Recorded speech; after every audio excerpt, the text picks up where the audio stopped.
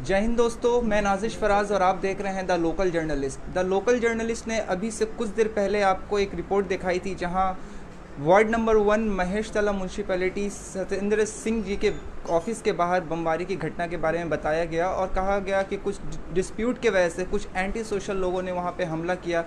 उनका जिन शख्स के ऊपर इल्ज़ाम लगाया गया, नरेश यादव जी, वो हमारे साथ अभी मौजूद हैं। उनसे बात करेंगे, उनके ऊपर जो ये इल्ज़ाम लगाए जा रहे हैं उनका इस बारे में क्या कहना है। सर, बहुत ही गंभीर आरोप आप पे लगाए जा रहे हैं कि आपने निकासी के काम में बाधा डाली, उसके बाद से झड़प। सर, क्या मामला है, आप क्या कहेंगे इसमें? देखिए, नमस्कार। मैं जो 2017 से वार्ड प्रेसिडेंट हूँ, इसके पहले मैं कन्वेनर रहा हूँ। 2 साल कोऑर्डिनेटर जो मैं था, ये पानी पाइपलाइन का जो काम है सारा काम हमने करा दिया है। 27 फरवरी को ये नए काउंसिलर जो चुन करके आए हैं, इन्होंने शपथ लिया 27 फरवरी के वोट हो जाने के बाद। और एक तरफ सौरी लाइन का काम हो रहा है, एक तरफ उस रास्ता जो है कि वहाँ पर दोनों तरफ से रास्ता जो बीच में गड्ढा खोद देने के वजह से कुछ लोग जो है असुस्थ थे, जो बीच की गाड़ियों को 4 चक्का लेकर के नहीं जा पा रहे थे। मैंने कंडक्टर को फ़ोन किया कि दादा देखिए, आप दोनों तरफ से रास्ता अगर खुद जाएगा तो बीच के लोग जो है कि अस्वस्थ लोग जो है कि जो बीमार हैं, रोगी टाइप के आदमी हैं, वो हॉस्पिटल नहीं जा पाएंगे। इसलिए थोड़ा एक तरफ का काम हो जाने दीजिए, इसके बाद इसको कीजिए। वो पाइपलाइन का काम आप अजय मजूमदार जो पाइपलाइन के काम करते हैं उनसे आप पूछ लीजिएगा। 2 महीने से काम मैं पूरे वार्ड में करवा रहा हूँ पाइपलाइन का। मैं हर गली में मैं ही 4 इंची का पाइप लगवाया हूँ, पानी जल व्यवस्था का जो है कि पानी की व्यवस्था का। मैं वार्ड प्रेसिडेंट और कोऑर्डिनेटर, अभी मैंने लाइव टेलीकास्ट में सुना कि सतेंद्र सिंह जी ने मुझे एंटी सोशल कहा। एंटी सोशल अगर मैं रहता, 2007 में हमने तृणमूल कांग्रेस का झंडा पकड़ा। 2009 काउंसिलर का चुनाव हुआ, जो यहाँ पर सीपीएम के कैंडिडेट जीत गए।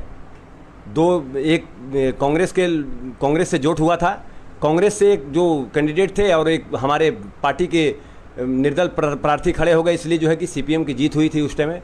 2011 में हम लोगों ने मैंने चुनाव कराया ममता बनर्जी जी की सरकार पर ही, उनके नेतृत्व में।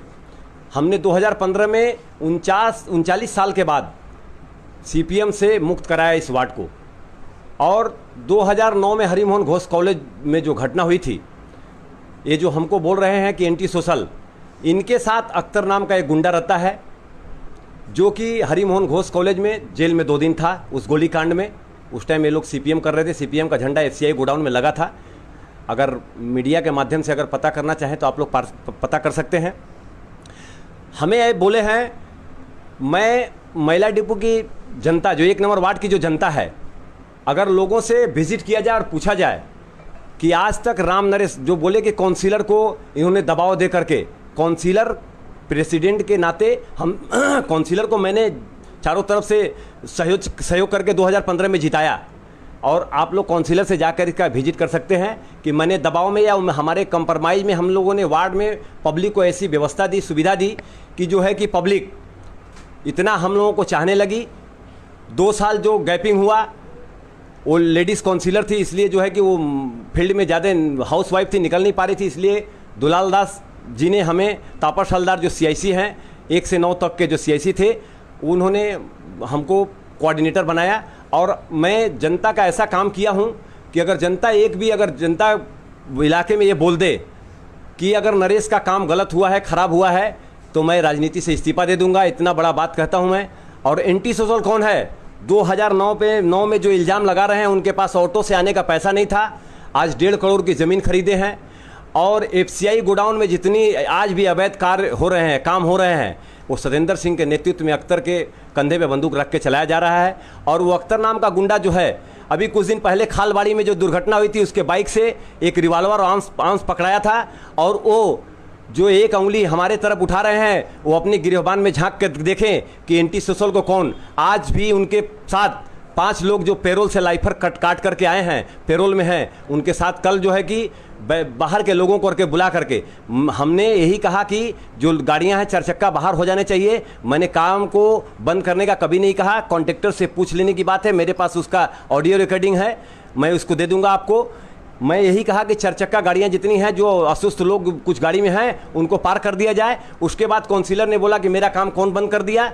उनके लोग आए और अख्तर आ करके जो है कि जो ड्राइवर लोग थे, जो एक रंजीत सिंह जो हैं, उनके साथ झड़प हुई और 5-7 लोगों को मारपीट हुआ। थाने में हम लोगों ने कंप्लेन कराया, FIR दर्ज कराया है। कुछ लोगों के माथे फटे हैं, किन्हीं के हाथ फटे हैं, किन्हीं के आंखों पे जख्म है। यादव जी, मैं आपको एक बार रोकना चाहूँगा। जब हम उनसे बात कर रहे थे, जब उनका पक्ष जानने की कोशिश कर रहे थे, उनका कहना था कि पानी के निकासी का काम चल रहा था। उस काम में बाधा डालने के बाद उनके लोग कुछ आपके ऑफिस आए और उसके बाद गाली गलौज का एक मामला शुरू हुआ। ये उनका कहना है जो हमने अभी दिखाया। ठीक है, गाली गलौज का मामला पेश आया, उसके बाद आपस में हाथापाई हुई, जिसके बाद से ये मामला चलता रहा। रात में लगभग 12:56 में एक CCTV फुटेज जो उनके उसमें देखा जा रहा है, एक बम गिरा वहाँ पे, वो उसके बाद पुलिस वगैरह आई, सब करके गई। सर, ये जो पूरा एक स्ट्रक्चर जो दिख रहा है, इसको आप किस तरह से देखते हैं, क्या कहेंगे? उनका साफ कहना था कि जो मामला दिन से चल रहे थे, उसके बाद ये सारी चीज़ें हुई। ये सब साजिश का मामला है।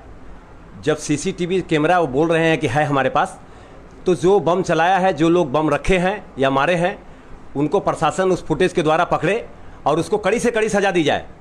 ये फंसाने का मामला चल रहा है। ये दबंग आदमी है। इसके पहले हिंदी नागरी स्कूल में जो है कि 1,21,000 डोनेशन दे के इन्होंने ज़बरदस्ती जो है कि नेम प्लेट लगा रहा था, जिसका मैंने विरोध किया, जो इलीगल है। उसमें भी हमने विरोध किया था लोकल जर्नलिस्ट के माध्यम से। और ये दबंग किस्म के आदमी हैं, इनके साथ बाहर के गुंडे बहुत रहते हैं। और अभी मैंने कहा जो पैरोल के लोग आए हैं, इनके साथ रहते हैं और ये हम लोगों को दबाना चाहते हैं, यहाँ की जनता को दबा करके। अवैध कार्य इस 1 नंबर वार्ड में आज 2011 से, जब से दीदी की सरकार बनी है और आज तक, इनके पहले कोई भी ऐसी घटना हमारे इलाके में हुई हो।